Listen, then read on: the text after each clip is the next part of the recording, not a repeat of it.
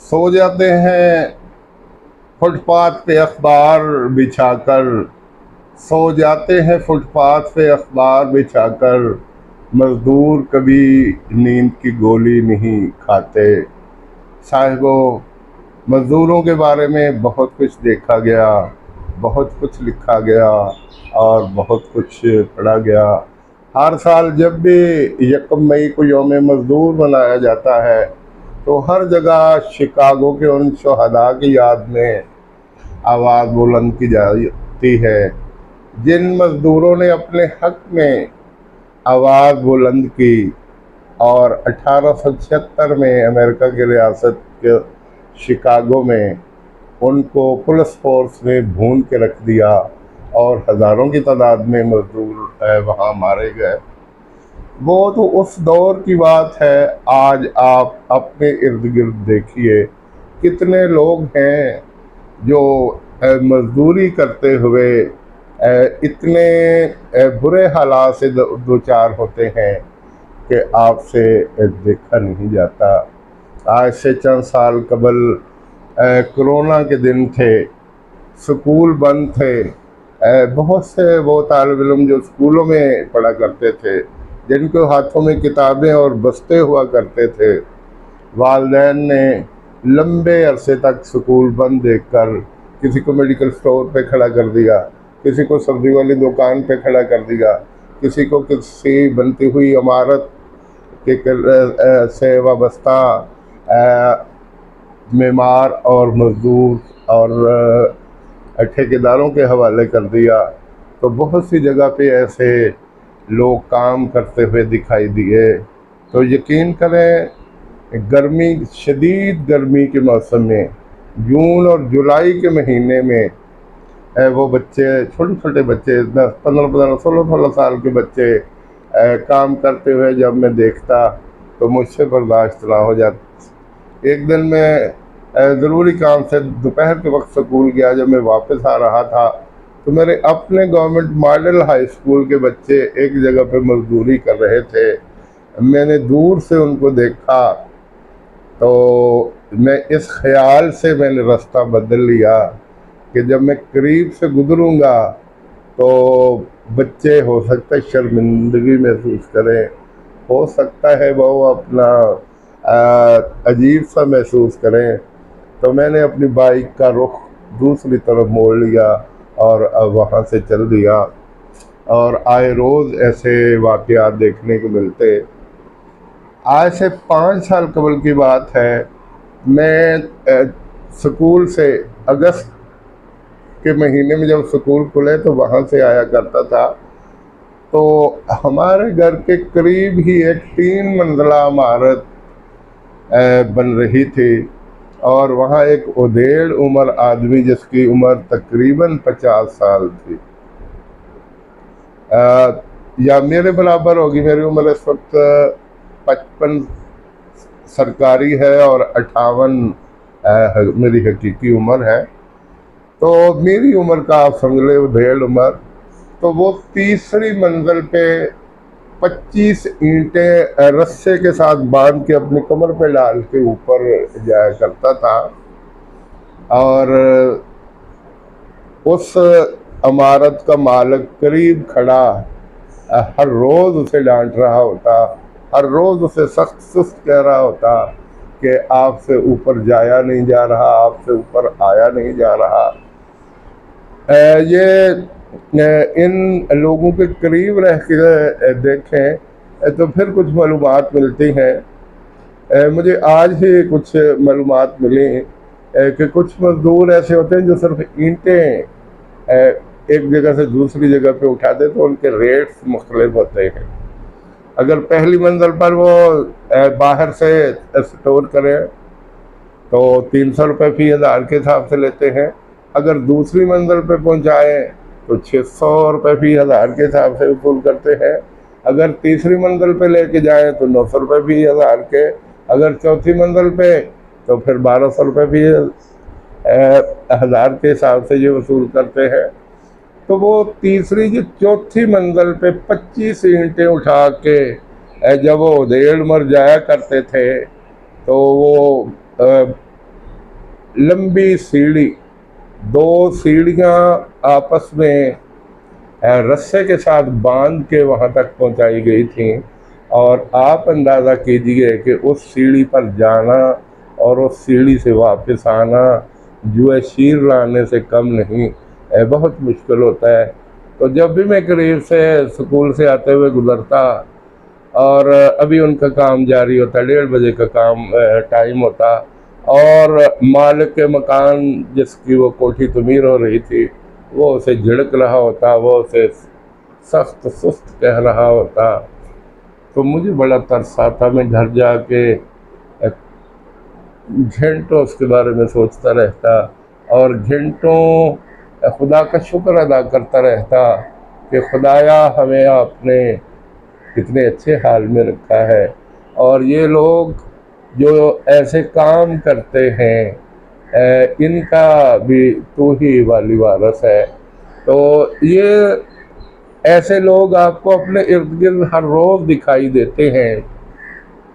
चंद रोज़ कबल आपने सुना होगा हाउसिंग स्कीम में बिजली के पोल पे चढ़ा हुआ एक नौजवान जो गवर्नमेंट मॉडल स्कूल का साबका तालिब इल्म था, वो उसने ग्लव्स पहने हुए थे, लेकिन पाकिस्तानी वही कौम कि वो काम करते हुए वो जो ज़रूरी हदायत होती हैं वो भूल जाती है। पीछे से उन्होंने बिजली की लाइन बंद नहीं की थी, जिसकी वजह से वो तार इस जगह पे टच कर गया और उसकी मौत वाक़ई हो गई। और 1.5 घंटा तक उसकी डेड बॉडी वहाँ लटकती रही, लोग देखते रहे, उसके रिश्तेदार राहो बका करते रहे, माँ, बहन, भाई और करीबी रिश्तेदार इस हालत में उसको देख देख के हलकान हो रहे थे। तो हमें ऐसे काम करते हुए ज़रूरी हदायत पर अमल करना चाहिए। मैं आपको बताऊं, मैं एक दिन नेट से कुछ चीज़ें सर्च कर रहा था, तो मुझे पता चला कि जब शाहराह कराक्रम पाकिस्तान और चीन के दरमियान बन रही थी, ये हवेलियाँ से शुरू होती है और चीन के सूबा सिंकियांग तक जाती है।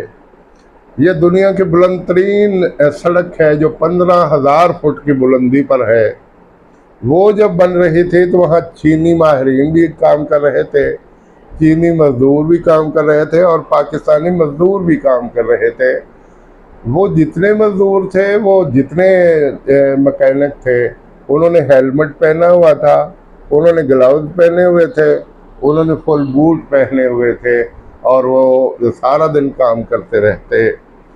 जब शाहराह कराक्रम मुकम्मल हुई तो जो मरने वालों के अदादो शुमार सामने आए, उसमें 81 लोग चाइना के थे और 987 लोग पाकिस्तानी थे। उसकी वजह क्या थी कि नंगे पाँव वो काम करते थे, नंगे सर वो काम करते थे, किसी ने कोई ग्लव्स नहीं पहना, किसी के कोई ईंट या रोड़ा सर पे लगा वो हलाक हो गया, किसी के पाँव पे कोई चीज़ तो वो उसकी टांग निकारा होगी, कोई पत्थर ऊपर से गिरा तो उसका कचूमर निकाल। तो ये ज़रूरी हदायत जो हैं उसके मुताबिक अमल भी करना चाहिए। इस मामले में अहले पाकिस्तान कोताही से काम लेते हैं, हमें इससे बचना चाहिए। तो मैं बात कर रहा था और मुझे वो शेर बार बार याद आ रहा है, तल्ख बहुत बंदे मजदूर के औकात। वाकई ये बहुत मुश्किल काम होता है, बहुत ही मुश्किल काम होता है। मैंने कल ही एक मजदूर को देखा कि वो दूसरी मंजिल पे ईंटें उठा रहा था, मेरे अपने घर में काम हो रहा था, तो मैं उसको देखता कि वो 1500 ईंट थी और वो उसने छत पे ले जाना थी। वो जब उसने काम शुरू किया, 40 साल की उस मजदूर की तकरीबन उम्र, तो वह 10 ईंटें उठा के भागता हुआ जाता, भागता हुआ वापस आता और उसकी जो एनर्जी थी वो जोबन पे थी, और कह रहा था कि मैं ये ईंटें 1 घंटे में उठा के इधर से उधर कर दूंगा।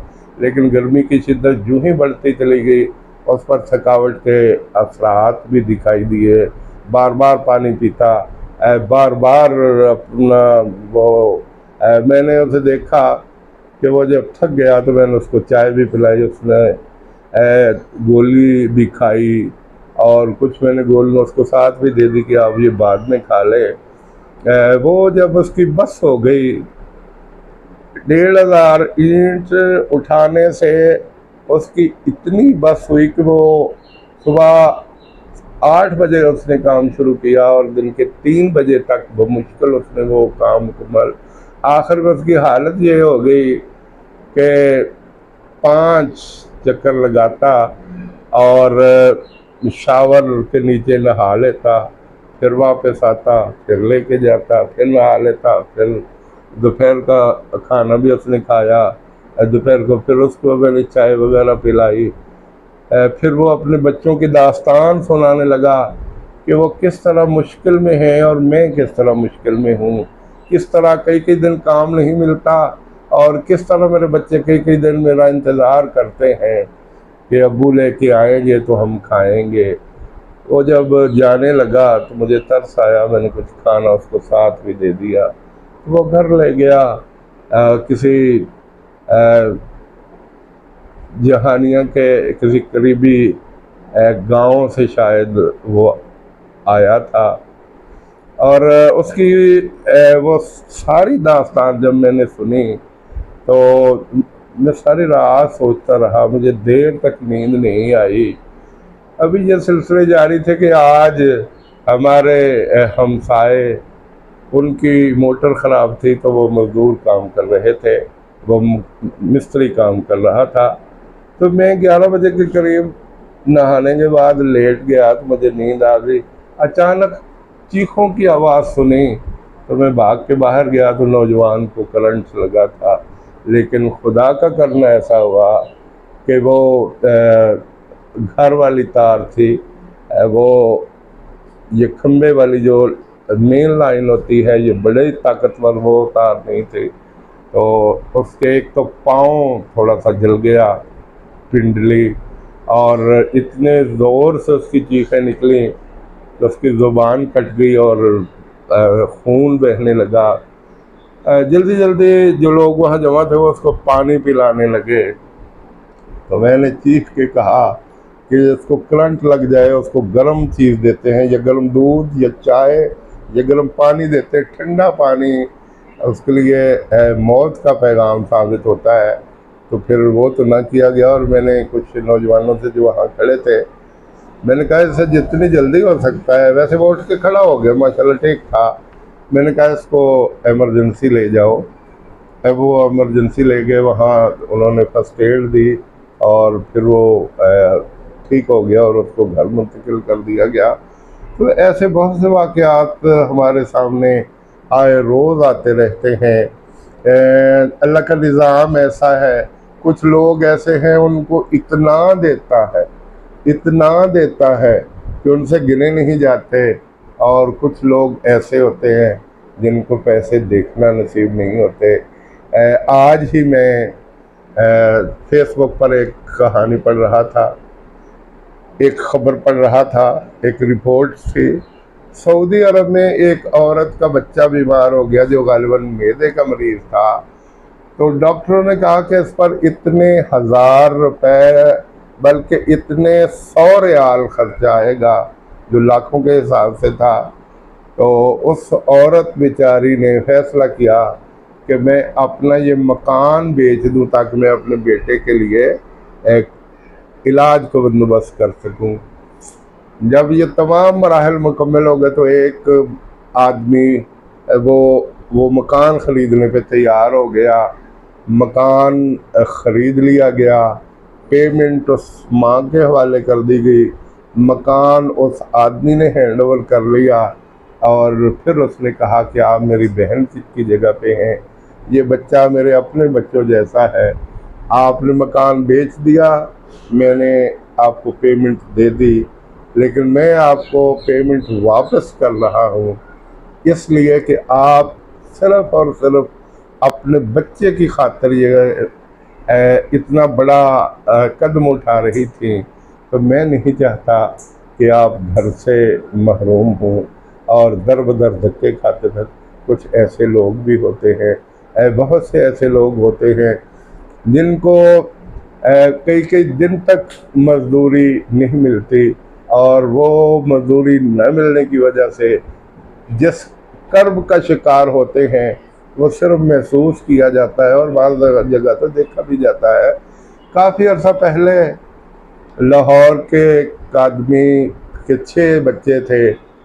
ईद को करीब आ रही थी और बच्चे हर रोज़ जूतों का तकाजा करते थे, कपड़ों का तकाजा करते थे, और साथ साथ रोज़ कहा करते थे कि अबू अच्छा खाना खाने को भी दिल चाहता है। हर रोज़ कहा करते थे कि हमारे इस तरफ जो हमसाए रहते हैं उनके अबू इतने अच्छे कपड़े ले आए, इस तरफ जो हमसाए रहते हैं उसके अबू इतने अच्छे कपड़े ले आए। तो वो बाप खून के आंसू रो लेता, लेकिन उनको तसल्ली देता कि कल इंशाल्लाह मुझे काम मिलेगा और मैं आपके लिए कपड़े लेके आऊँगा, मैं आपके लिए जूते लेके आऊँगा, मैं आपके लिए अच्छा खाना लेके आऊँगा। लेकिन ईद से एक दिन पहले भी उस बेचारे को मजदूरी नहीं मिली। आपने देखा होगा शहर में कुछ मखसूस जगह होती हैं, कुछ मखसूस चौक होते हैं जहाँ मजदूर बैठे होते हैं और जिसको ज़रूरत होती है वो वहाँ से आके मजदूर ले जाता है। जब कोई आदमी उनकी तरफ आता है तो सारे मजदूर उसकी तरफ आगे बढ़ते हैं, लेके तो वो एक को जा रहा होता है। दिल सबके धड़क रहे होते हैं, जो चला जाता है उसको खुशकिस्मत समझा जाता है, और जो नहीं जा सकते, जिनको नहीं वो लेके जाते, वो अपना समूह लेके बैठ। इसी तरह वो भी आखिरी दिन भी सारा दिन इंतज़ार करता रहा, कोई उसको मजदूरी ना मिली। अब उसने चूँकि वादा किया था कि मैं शाम के वक्त खाना भी लेके आऊँगा, मैं आपके जूते भी लेके आऊँगा, मैं आपके कपड़े भी लेके आऊँगा। अब वो जी भर के रोया और फिर स्टेशन से चलने वाली गाड़ी के नीचे उसने सर दिया और खुदकुशी कर ली। जब घर पैगाम पहुंचा तो उन बच्चों पे क्या गुजरी, उस बीवी पे क्या गुजरी, उसके रिश्तेदारों पे क्या गुजरी, ये या तो वो जानते हैं या फिर खुदा जानता है।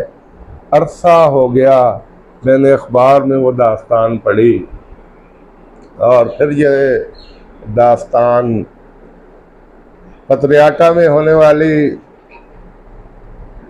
जमात इस्लामी की ज़ैली तंजीम असातिज़ा के फंक्शन में सरगोदा से ताल्लुक़ रखने वाले प्रोफेसर असगर अली ने ये वाक़यात सुनाया। तो यकीन करें वहाँ जितने लोग बैठे हुए थे मेरे समेत सब ज़ारो कतार रो रहे थे। तो ऐसे बहुत से वाक़यात हैं, मैं कौन कौन से वाक़यात बयान करूँ। मैं अल्लाह से दुआ करता हूँ अल्लाह तमाम की मुश्किलात दूर फरमा दे। ऐ अल्लाह तमाम को 2 वक्त की रोटी नसीब फरमा। ऐ अल्लाह इस जहान से गुर्बत ख़त्म कर दे। ऐ अल्लाह जिसकी जो भी मजबूरियाँ हैं वो दूर कर दे। रब यस्सर वला तुअस्सिर व तम्मम बिल खैर, रब यस्सर वला तुअस्सिर व तम्मम बिल खैर, रब यस्सर वला तुअस्सिर व तम्मम बिल खैर। मैं ये जो दुआ पढ़ रहा हूँ इसका मतलब है रब यस्सर, रब यस्सर या अल्लाह आसान कर दे, वला तुअस्सिर और मुश्किल न बना। रब यस्सर वला तुअस्सिर व तम्मम बिल खैर, और जो भी काम पाया तकमील को पहुँचने वाला इसको खैरियत के साथ मुकम्मल कर दे। तो मैं फिर उसी शेर के साथ अपनी गुफ्तगू को समेट रहा हूँ। सो जाते हैं फुटपाथ पे अखबार बिछाकर, सो जाते हैं फुटपाथ पे अखबार बिछाकर, मज़दूर कभी नींद की गोली नहीं खाते।